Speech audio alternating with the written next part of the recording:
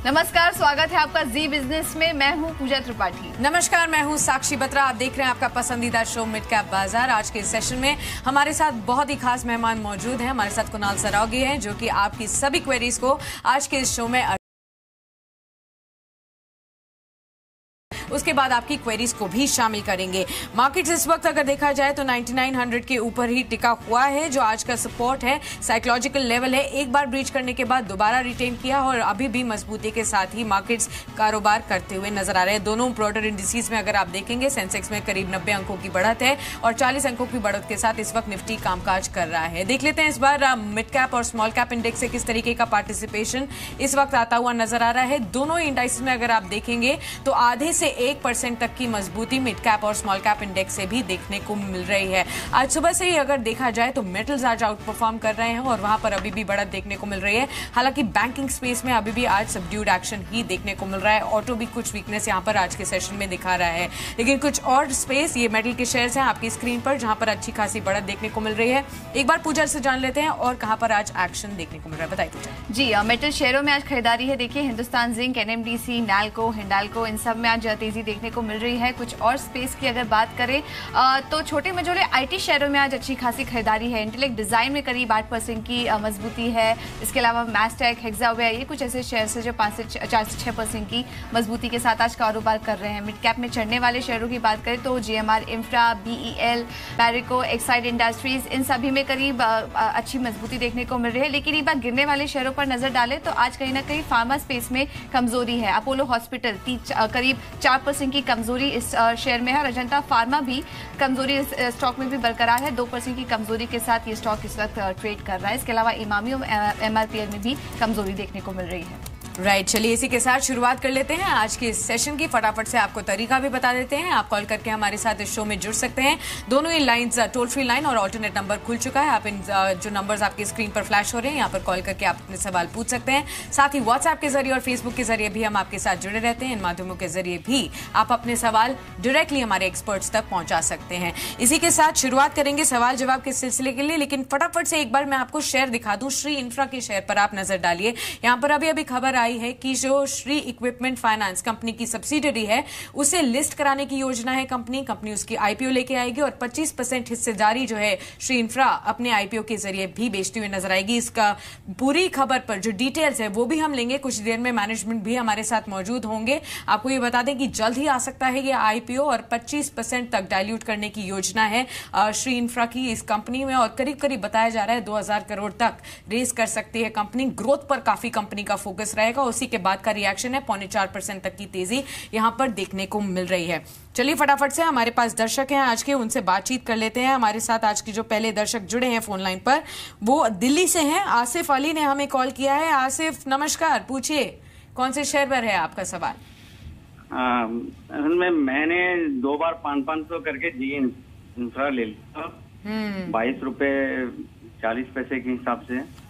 और ट्रेडिंग का नजरिया आपने रखा है या फिर लॉन्ग टर्म के लिए खरीदा है? नहीं, हम तो बिजनेस के इसमें ट्रेडिंग के लिए नहीं लिया था, लॉन्ग टर्म के लिए लिया था। अब यहाँ पर आसिफ ये समझना होगा क्योंकि काफी खराब खबरें यहाँ पर आई, जिसकी वजह से लगातार यहाँ पर पिटाई देखने को मिल रही है।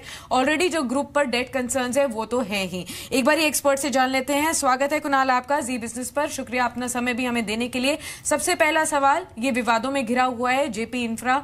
बहुत सारे यहाँ पर जो फ्लैट ओनर्स है उनका पोजीशन नहीं मिला, लगातार प्रदर्शन यहाँ पर चल रहा है और उसी के चलते यहाँ पर डेडलाइंस जो मिस हुई हैं, एनसीएलटी में जा चुका है इसकी तो काफी सारी खबरें हैं जो कि यहाँ पर हावी होती हुई नजर आ रही है। आज भी यहाँ पर डाउनवर्ड ही रिएक्शन देखने को मिल रहा है। अब जिन लोगों की पोजीशन यहाँ पर फंस गई है उनको आप क्या सलाह दे रहे हैं अभी? देखिए, अगर आप साक्षी ओवरऑल इस चार्ट को देखें और बाकी मार्केट से कंपेयर करें, markets are almost close to their lifetime high और ये स्टॉक जो है लगातार अंडर परफॉर्म कर रहा है। तो कोई वजह नहीं है कि आपको एक रिटेल निवेशक होने के नाते स्टॉक में बने रहना चाहिए। आप देखिए, अगर आपने ऑलरेडी खरीदा हुआ है क्योंकि लगातार गिर रहा है, मेरी राय में जिस भी दिन इसका सर्किट खुले, आपको मौका मिले, आप इस काउंटर से निकल आएं, किसी अन्य शेयर में निवेश करें तो आपके लिए बेहतर रहेगा। जब तक आप इन्फॉर्म्ड नहीं हैं, इस स्टॉक में बिल्कुल काम न करें, इसमें और भारी गिरावट देखने को मिल सकती है। तो ये राय आती हुई जेपी इंफ्रा में फिलहाल इस स्टॉक से एग्जिट करने की राय होगी। भिलवाड़ा से हमारे साथ दर्शक जुड़े हैं, दीपक समानी जी ने हमें कॉल किया है। जी पूछिए सर, क्या जानना चाह रहे हैं आप? जी सर, नमस्कार। मेरा सवाल बालकृष्ण इंडस्ट्रीज को लेकर है। मैं पिछले 4 साल से इन्वेस्टेड हूँ इसमें, द रेट ऑफ 890। जी, सबसे पहले तो कॉन्ग्रेचुलेशन सर, आपको काफी अच्छा मुनाफा हो रहा है। कब बताया आपने? 4 साल से आप होल्ड कर रहे हैं? जी सर, जी मैम। ओके ओके, तो अभी आप बने रहना चाह रहे हैं स्टॉक में?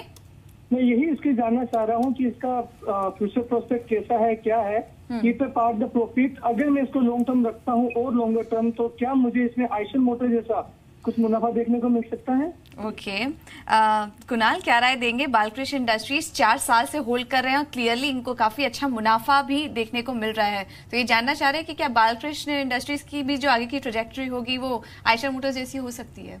देखिए, अभी तक तो रही है पूजा, और मुझे लगता है कि आने वाले समय में भी रहेगी। अगर आपने 4 साल पहले निवेश किया तो लगभग 5 गुना तो आपका पैसा हो ही चुका है, जो कि बहुत ही बड़ा रिटर्न है। और आने वाले वक्त में भी मुझे लगता है कि अभी भी टायर स्टॉक्स में बहुत वैल्यू है और सभी में नए बाइंग के मौके आते हैं। तो मुझे लगता है बालकृष्ण इंडस्ट्री इसमें से एक नीश सेक्टर में काम करता है, एक नीश स्पेस है इसका अपना खुद का। और मुझे लगता है जो ऑफ रोड टायर्स का स्पेस है, और वो मुझे लगता है कि आने वाले समय में बहुत ग्रो करेगा। तो इस काउंटर पे डेफिनेटली आपको होल्ड करके रखना चाहिए। चार्ट पर देखें तो एक सपोर्ट है 1450 के आसपास, वो एक लॉन्ग टर्म सपोर्ट हो सकता है आपके लिए, एक एग्जिट पॉइंट हो सकता है। जब तक 1450 के ऊपर है ये, तब तक आप बने रहें। मुझे उम्मीद है कि 2000 का लेवल भी काउंटर आने वाले वक्त में छुएगा। चलिए, तो 2000 तक के भी आपको एक्सपोनेंशियल टारगेट्स यहाँ पर मिल चुके हैं। ऑलरेडी जो आपका मुनाफा 5 गुना हो चुका है, उसके आगे भी और मुनाफा आप कमा सकते हैं। ऊपर के जो टारगेट्स दिए गए हैं वहां पर जरूर ध्यान दीजिए। ऐसे ही कुछ और इंटरेस्टिंग कॉलर्स भी हमारे पास अब मौजूद हैं। दिल्ली से ही नानक हरप्लानी ने हमें कॉल किया और इनका सवाल बहुत ही इंटरेस्टिंग है। बातचीत करने के लिए मुझे भी अच्छा लग रहा है। नानक जी नमस्कार। नमस्ते जी। जो आपकी डिटेल्स मेरे पास सामने हैं उसको आप दोहरा भी दीजिए। मुझे आप ही के मुंह से सुनना है आपका जो इन्फॉर्मेशन जहां पर आपका निवेश है वो कैसा रहा है अभी तक। अच्छा, एक्चुअली मेरी holding Piramal enterprise original allotment है जी। वो कुछ शेयर मैंने बेचे भी थे तो कुछ वापस ले लिए अभी 2950 पे। ओके, तो ये अभी रखना ठीक रहेगा या इसको अभी जल्दी निकाल दें? 2950 से अभी उससे नीचे है रेट, आज 2700 कुछ है। ठीक है, लेकिन अभी जो आपको अलॉटमेंट का था उसका जो मुनाफा आपको मल्टी बैगर साबित हुआ है, तो आपको घबराना नहीं चाहिए इसको देखकर। मिले हुए थे। हाँ, तो काफी मुनाफा तो काफी है। ठीक है, और रिलायंस इंडस्ट्रीज भी आईपीओ के समय से होल्ड करते हैं? हाँ, रिलायंस इंडस्ट्रीज भी ओरिजिनल अलॉटमेंट है और कुछ मैंने। चलिए, बहुत बहुत बधाई आपको। दोनों ही शेयर्स पर राय ले लेते हैं। हमारे साथ एक्सपर्ट भी मौजूद हैं। कुणाल जी, अब आप बताइए, रिलायंस इंडस्ट्रीज, पिरामल एंटरप्राइजेस, दोनों ही अलॉटमेंट की इनके पास पोजीशन है। पिरामल में अभी फ्रेश एंट्री भी ली है इन्होंने, उस प्राइस से थोड़ा कम हुआ है, लेकिन क्या जिस तरीके का मल्टी बैगिंग इफेक्ट इनको अभी तक देखने को मिला है, आगे भी अगर इतना लंबा समय दें तो कैसा रहेगा? देखिए, सबसे पहले तो साक्षी बहुत ही बेहतरीन काउंटर्स में इनका निवेश है। पिरामल एंटरप्राइजेज और रिलायंस दोनों ने ही बाजार को आउट परफॉर्म किया है। Piramal enterprises continuous serial out performer रहा है और 1990 का मेरे ख्याल इनके पास निवेश है। जब से आप देखिए बहुत मैसिव अपसाइड इस काउंटर ने जनरेट किया है। अभी एक प्राइवेट इक्विटी बिजनेस हो चुका है जिसमें कई सारे बिजनेसेस इसमें शामिल हैं। तो मेरी राय में डेफिनेटली आपको पिरामल में निवेशित रहना चाहिए और बड़ा अपसाइड यहाँ पर आते हुए दिखाई देगा, तो कोई वजह नहीं है कि आप चिंता करें। हालांकि जो आपने हाल में अभी एवरेजिंग करी है वो काफी ऊपर के लेवल की है और उसी की वजह से कुछ नुकसान देखने को मिल रहा है, लेकिन मुझे लगता है कि आप निश्चिंत होकर बने रहें, वो दाम भी लौटेगा और साथ ही इसमें ऊपर के लेवल्स पे आएंगे। रिलायंस की बात करें तो रिलायंस ने बहुत समय के इंतजार के बाद एक ब्रेकआउट दिया है और लॉन्ग टर्म आउट परफॉर्मेंस दोबारा से दिखाने लगा है, तो एक बहुत अच्छा साइन है। रिलायंस में भी बने रहें। मुझे लगता है 1650 1700 के लेवल्स यहाँ पर जल्द आते दिखेंगे। तो दोनों ही शेयरों में होल्ड करने की राय। अगले कॉलर हमारे साथ जामनगर से जुड़े हैं, वालजी भाई जी ने हमें कॉल किया है। जी नमस्कार सर, पूछिए क्या जानना चाह रहे हैं आप? मेरे पास सन फार्मा 25 है, 588 वाला।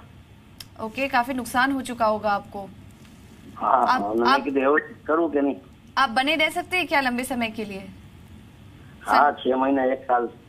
ओके कुणाल, सन फार्मा काफी ज्यादा टूट चुका है, काफी ज्यादा नुकसान भी हो चुका है जिन भी निवेशकों की इसमें होल्डिंग थी। ओवरऑल भी फार्मा स्पेस आपको कैसा दिखाई दे रहा है और सन फार्मा में इस वक्त क्या राय देंगे अगर लंबे समय के लिए होल्ड करें तो?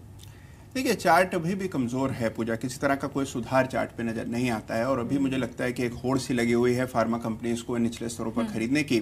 इसके खिलाफ मैं लोगों को राय दूंगा। मुझे लगता है कि फार्मा कंपनीज से बचना चाहिए और ट्रेडिंग का एक बहुत ही सिंपल सा रूल है कि आउट परफॉर्मर्स को बाय करें, अंडर परफॉर्मर्स को सेल करें।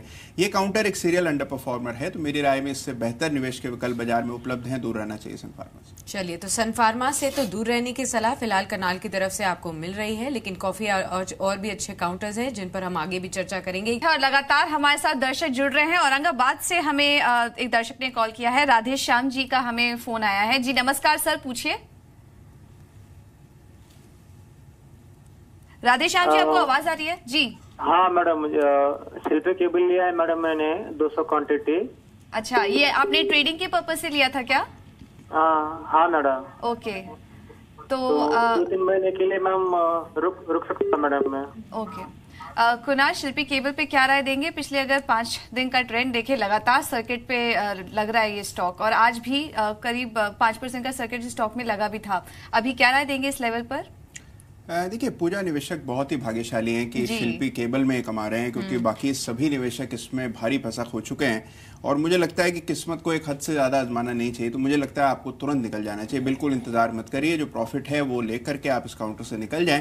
ट्रेजेक्टरी बहुत खराब है और आने वाले समय में इसमें और गिरावट देखने को मिल सकती है, निकल जाने की राय। ठीक है, चलिए, तो अब आपके जो प्रॉफिट हो रहा है वो फटाफट से संभालिए और निकलिए यहाँ से, क्योंकि बहुत ज्यादा स्ट्रॉन्ग चार्ट्स नहीं है, फंडामेंटल्स भी यहाँ पर बहुत सपोर्ट नहीं करते हैं। अगले दर्शक से बात करते हैं। अहमदाबाद से निशा हमारे साथ जुड़ी है फोन लाइन पर। निशा जी नमस्कार, पूछिए। निशा, ऑलराइट, लगता है निशा तक आवाज नहीं जा रही है। सवाल मेरे पास इनका एसएमएस के जरिए भी मिला है मुझे। बैंक ऑफ बड़ौदा पर इनकी पोजीशन है, 50 शेयर्स है इनके पास, 165 पर खरीदा है, तो तकरीबन 10-15 रुपए की यहाँ पर वीकनेस है। अभी क्या कर सकते हैं कुणाल, आपको लगता है यहाँ पर रिकवरी जल्द हो पाएगी? देखिए मुझे लगता है कि कुछ गिरावट यहाँ पर और बढ़ सकती है साक्षी। अगर आप शॉर्ट टर्म की बात करें तो बैंक ऑफ बड़ौदा में एक सपोर्ट ब्रेक होते हुए हमने देखा है। ये सपोर्ट लगभग 160 रुपए के आसपास था और उसके नीचे जब से ट्रेड हो रहा है, मुझे लगता है कि और गिरावट बन सकती है। हो सकता है कि एक बार के लिए 140 के लेवल्स पे आते हुए दिखें। मेरी राय में एक बार के लिए निकल जाना चाहिए। ओके, तो ये राय आती है बैंक ऑफ बड़ौदा में फिलहाल एग्जिट करने की राय होगी। फेसबुक से भी हमारे साथ काफी सारे दर्शक जुड़ रहे हैं। हमें दिवाकर जी का मैसेज आया है और इनका सवाल सेंचुरी टेक्सटाइल्स पर है। सेंचुरी टेक्सटाइल्स के इन्होंने 500 शेयर्स करीब 1220 के भाव पर लिया है। और एक और सवाल ले लेते हैं सौरभ सिंह का, इनका CDSL पर सवाल है। 200 शेयर्स इन्होंने 2 रेट पे लिया, 364, और शायद एवरेजिंग यहाँ पर की है। उनका मैसेज अभी आया तो ज्यादा क्लियर नहीं है ये किस रेट पे लिए, लेकिन CDSL पे ये जानना चाह रहे हैं कि अब इस वक्त इस रेट से क्या करें CDSL पर। और दूसरा सवाल सेंचुरी टेक्सटाइल पर था। कुणाल, दोनों ही शेयर पर क्या राय देंगे आप? देखिए पहले पूजा बात करें CDSL की, तो देखिए चार्ट पर बहुत ज्यादा डेटा नहीं है क्योंकि रिसेंट लिस्टिंग है, तो चार्ट के आधार पर कुछ भी कहना मुझे लगता है कि ठीक नहीं होगा। हालांकि अगर जो लिमिटेड चार्ट अवेलेबल है उसके बेसिस पर मुझे लगता है 300 पर एक सपोर्ट है, 340 का रेजिस्टेंस है। 340 निकल गया तो CDSL में दोबारा तेजी बनती दिखेगी। तो आप अगर निवेशक हैं तो फिलहाल बने रहें और 340 के ऊपर इसमें नई खरीद भी कर सकते हैं। दूसरा स्टॉक जो आपने कहा सेंचुरी टेक्सटाइल्स, इसमें लगातार हम एक तेजी देख रहे हैं, ट्रेंड बहुत पॉजिटिव है। सारे ही टेक्सटाइल काउंटर्स को लेकर मेरा आउटलुक पॉजिटिव है और मुझे लगता है कि सेंचुरी टेक्सटाइल में 1300-1350 के लेवल्स आते हुए दिखेंगे, तो आपको डेफिनेटली इसमें इन्वेस्टेड रहना चाहिए। ऑलराइट, तो चलिए, यहाँ पर दोनों ही शेयर्स पर आपको राय मिल चुकी है, उसी हिसाब से आप आगे बढ़ सकते हैं। हमारे साथ गुजरात से एक और दर्शक जुड़े हैं, उत्तम है हमारे साथ, गुजरात से इन्होंने हमें कॉल किया है। उत्तम जी नमस्कार, पूछिए कौन से शेयर्स में निवेश है आपका? उत्तम जी, क्या आप सुन पा रहे हैं? हेलो जी उत्तम जी, हम आपको सुन पा रहे हैं, पूछिए क्या सवाल है आपका? हाँ मैडम, मैं IDFC लिया है। हाँ जी, 65 के भाव पर। तो 65। थोड़ा नुकसान हो रहा है, कुछ और समय दे पाएंगे उत्तम? हाँ, मैं वो लॉन्ग टाइम के लिए लिया हूँ। ठीक है, आपको राय दिलवा देते हैं। कुणाल, अभी IDFC लिमिटेड पर क्या करें? 65 पर खरीदा है, अभी 56 चल रहा है। अगर लॉन्ग टर्म के लिए रुकें तो यहाँ पर रिकवरी की होप्स हैं? देखिए ये एक बहुत ही अंडर परफॉर्मिंग काउंटर है साक्षी। हालांकि देखिए लॉन्ग टर्म में अगर आप बहुत लंबे समय के लिए इसको रख सकते हैं, 5 साल 6 साल, तो डेफिनेटली इसमें शायद दाम आ जाए और थोड़ा बहुत अपसाइड भी आपको देखने को मिले। लेकिन जो बेहतर रणनीति होगी, जो इसमें सबसे स्मार्ट मूव होगा, वो ये कि आप इस काउंटर से निकल आएँ और किसी अन्य हाउसिंग फाइनेंस कंपनी में निवेश करें, जैसे कि मैग्मा फिनकॉर्प एक काउंटर है जिसमें कि ब्रेकआउट पर आप खरीद सकते हैं। रेपको होम फाइनेंस में इन स्तरों पर निवेश कर सकते हैं। मोतीलाल ओसवाल फाइनेंशियल सर्विसेज में निवेश करें, तो मुझे लगता है इसके मुकाबले उनमें आपको जल्दी अच्छा रिटर्न देखने को मिलेगा। तो आईडीएफसी से एग्जिट करने की राय, और इसके अलावा आप मैग्मा फिनकॉर्प, रेपको और मोतीलाल ओसवाल, ये कुछ रिकमेंडेशन आए हैं कुणाल की तरफ से, आप वहां निवेश कर सकते हैं। एक और मैसेज ले लेते हैं, फेसबुक के जरिए हमें आया, ये भी रिसेंट लिस्टिंग पर ही सवाल है। बीएससी के इन्होंने 100 शेयर्स लिए हैं, 997 की खरीद है इनकी और मुनाफा हो रहा है इनको यहाँ पर, लेकिन कुणाल यहाँ पे भी चार्ज लिमिटेड ही होंगे, बट क्या सजेस्ट करेंगे आप? देखिए, मुझे लगता है कि बीएससी में अगर आप थोड़ी लंबी अवधि तक इसको रखते हैं तो थोड़ा बहुत अपसाइड बनते हुए दिखेगा, लेकिन कोई बहुत बड़ा मार्केट आउट परफॉर्मेंस जनरेट यहाँ पर नहीं होगा। तो मेरी राय में इससे भी निकलकर आप किसी फाइनेंशियल स्टॉक में निवेश करें तो बेहतर रहेगा। बीएससी के लिए बड़ी रेजिस्टेंस 1120 1130 के आसपास है, तो किसी उछाल में अगर 10-15% की तेजी दिखे तो आप इस काउंटर से निकल जाए। चलिए, तो आपको ऊपर की तरफ टारगेट्स भी बताए गए हैं, अगर उतना आपको लेवल्स मिले वहां से आप एग्जिट कीजिए, प्रॉफिट्स को बुक कीजिए और फाइनेंस कंपनियों पर फोकस कीजिए जहां पर ज्यादा मुनाफा आपको हो सकता है। आगे बढ़ते हैं, हम जमशेदपुर चलते हैं। संजय हमारे साथ जुड़े हैं वहां से। संजय जी नमस्कार, पूछिए। हाँ मैडम, मैं एक तो महिंद्रा एंड महिंद्रा के लिए पूछना चाहता हूँ कि 6 महीने तक के लिए अगर रखें स्टॉक तो कैसा रहेगा, और दूसरा मेरा है टोरेंट पावर। टोरेंट पावर के लिए भी मेरे को सजेस्ट कीजिए। ये भी लॉन्ग टर्म के लिए अभी करंट लेवल्स पर खरीदना चाहते हैं? 6 महीने के लिए, जी हाँ, 6 महीने, कम से कम 6 महीने से ऊपर भी। ओके, ठीक है, पूछ लेते हैं। अभी करंट लेवल्स पर आपने फाइनेंस कंपनियों की बात करी कुणाल, अब लेकिन ऑटो स्पेस से एमएनएम अभी आपको कैसा लग रहा है, और साथ ही पावर स्पेस से टोरेंट पावर अभी 212 रुपए का भाव है। 6 महीने के नजरिए से चार्ट्स क्या कहते हैं, ये सजेस्ट कीजिए इनको। देखिए, सबसे पहले एमएनएम की बात करें तो मुझे लगता है कि इसके बनिस्बत अगर आप मारुति को देखें तो उसका चार्ट इससे बेहतर है। मेरी राय में आपको एमएनएम की जगह मारुति में निवेश करना चाहिए अगर आप ऑटो स्टॉक्स में निवेश करना चाहते हैं, और उसको अगर आप लंबी अवधि तक रखेंगे तो वहाँ मुझे 10,500 के लेवल्स आते हुए दिखाई दे रहे हैं, तो उसमें आप निवेश करें, बेहतर रणनीति रहेगी।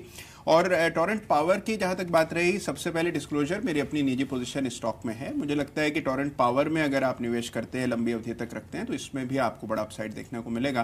तो दोनों ही काउंटर्स पे मेरी खरीद की राय है, लेकिन एमएनएम में मेरी राय यह है कि आप मारुति खरीदें। ओके, तो एमएनएम के बजाय आप मारुति को ज्यादा प्रेफर करें, और टोरेंट पावर्स में भी आप यहाँ पर इस लेवल पर बने रहने की राय होगी।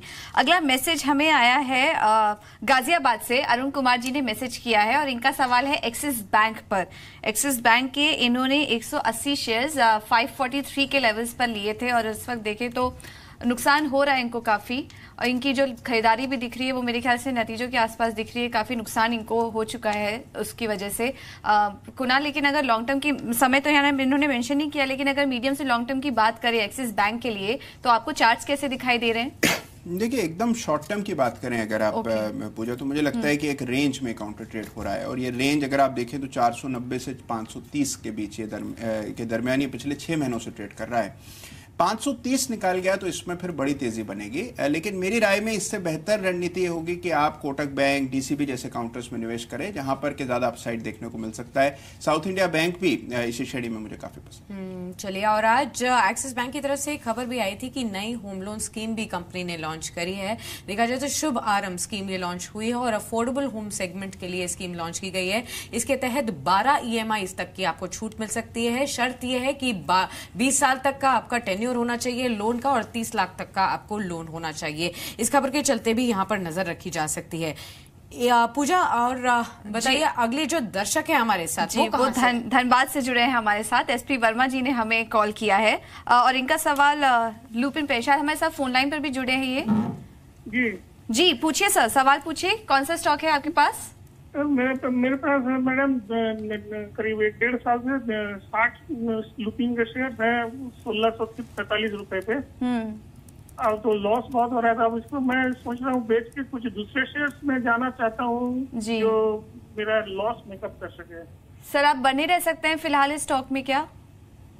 हाँ, अभी रह सकता हूँ, 1.5 साल से करीब है अभी। ओके, कुणाल काफी लंबे समय से होल्ड कर रहे हैं, जैसे कि हम बात भी कर रहे थे थोड़ी देर पहले फार्मा शेयरों की, और इनको भी यहाँ नुकसान हो रहा है। 1.5 साल से होल्ड कर रहे हैं, लेकिन उसके बावजूद भी काफी ज्यादा नुकसान इनको हो चुका है। तो इस लेवल पर अभी क्या राय देंगे आप?